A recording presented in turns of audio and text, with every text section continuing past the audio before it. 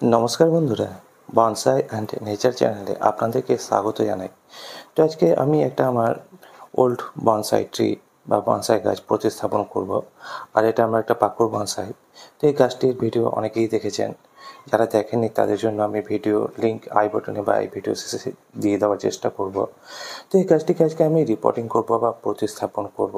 তো এই গাছটিকে আমি বছরখানেক আগে প্রতিস্থাপন করেছিলাম, আজকে আবার প্রতিস্থাপন করব। তো আমি বলে থাকি বন্ধুরা, গাছকে অন্ততপক্ষে 6 মাসে একবার রিপোর্টিং করার প্রয়োজন আছে।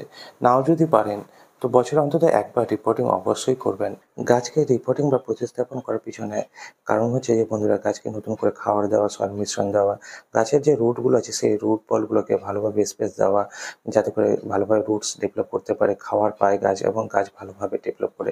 এটাই আমাদের মেন উদ্দেশ্য। তো বন্ধুরা, একটা ছোট্ট পটের মধ্যে একটা আমরা বনসাই তৈরি করে থাকি। তো আমরা সকলেই জানি যে সেই ছোট্ট পটের মধ্যে আমরা যতটুকু খাবার দিই গাছটি সংগ্রহ করে নেয়। এই জন্য আমি বলে থাকি যে বন্ধুরা, অন্ততপক্ষে 6 মাসে একবার, না পারলেও বছরে একবার অবশ্যই গাছকে রিপোর্টিং বা প্রতিস্থাপন করার প্রয়োজন আছে। তো আমি সেই কাজটি করছি এবং গাছকে নতুন করে সয়েল মিশ্রণ দেবো বা খাবার দেবো। আর রুট বলের উপরে কিছু কাজ করবো, রুট বলগুলোকে কিছু ছেড়ে বাদ দেবো, যাতে করে গাছে নতুন স্পেস পায় এবং নতুন করে খাবার সংগ্রহ করতে পারে এবং গাছটি আমার ভালোভাবে হেলদিভাবে বেড়ে উঠতে পারে। তো এই জিনিসগুলো অবশ্যই করার প্রয়োজন আছে বন্ধুরা। আর এই জিনিসগুলো আমি আপনাদের সামনে তুলে ধরার চেষ্টা করি। তো বন্ধুদের কাছে এইটুকুটাই রিকোয়েস্ট করি যে ভিডিওগুলো সম্পূর্ণ দেখবেন। তো বন্ধুরা, দেখতে পাচ্ছেন যে গাছটিকে আমি পট থেকে আলাদা করে নিলাম। এবার কী করবো, গাছটির যে সয়েল মিশ্রণটি আছে সেটাকে ছাড়িয়ে নেব। আর যেগুলো রুট লম্বায় বড় হয়ে গেছে সেই সব রুটগুলোকে কেটে বাদ দেবো। আর নতুন করে খাবার অ্যাড করব।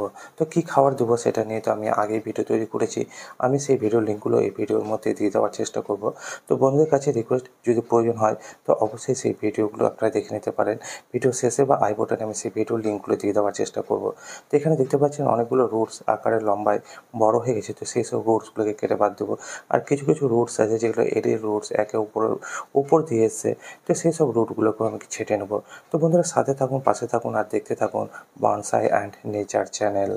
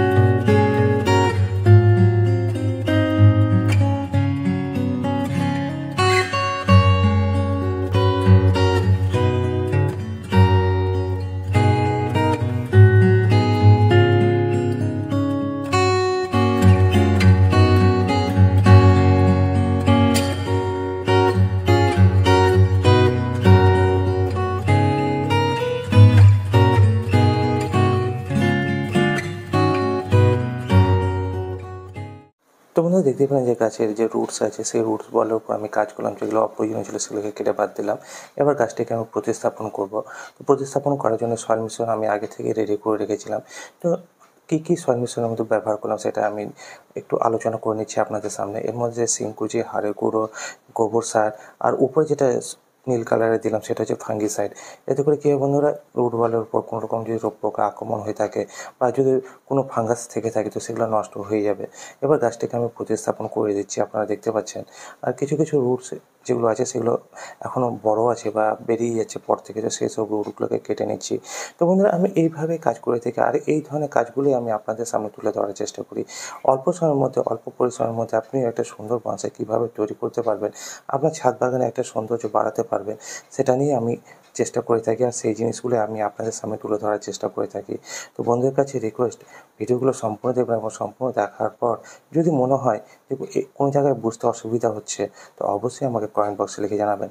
আমি আপনাদের কমেন্টসের উপর অবশ্যই ভিডিও তুলে ধরবো। তো বন্ধুরা, গাছটিকে আমার দেখতে পাচ্ছেন যে আমি পটের মধ্যে সেট করে নিলাম। আর এরপর যেটা করবো, উপর থেকে সয়েল মিশ্রণ দিয়ে দেবো। আর সয়েল মিশ্রণ দেওয়ার পরে হালকা করে কাঠি দিয়ে খুঁচিয়ে নেব।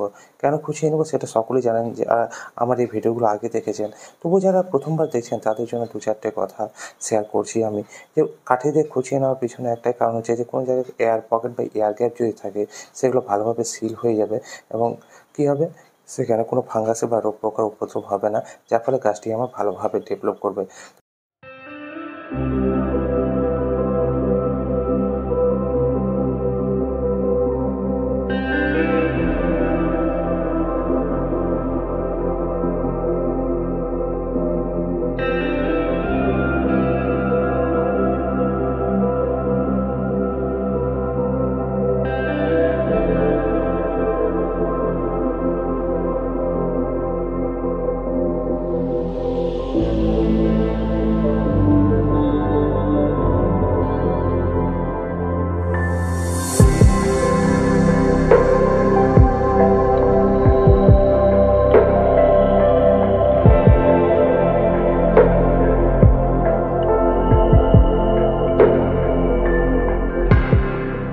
তো বন্ধুরা, দেখতেই পাচ্ছেন যে গাছটিকে আমার প্রতিস্থাপন করা কমপ্লিট, আর গাছটির মধ্যে এখন আমি জল দিয়ে দিচ্ছি।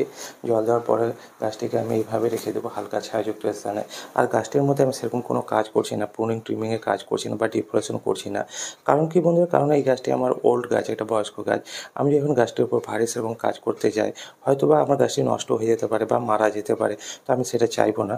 তো যাই হোক বন্ধুরা, গাছটিকে আমি এইভাবে এখন রেখে দিচ্ছি।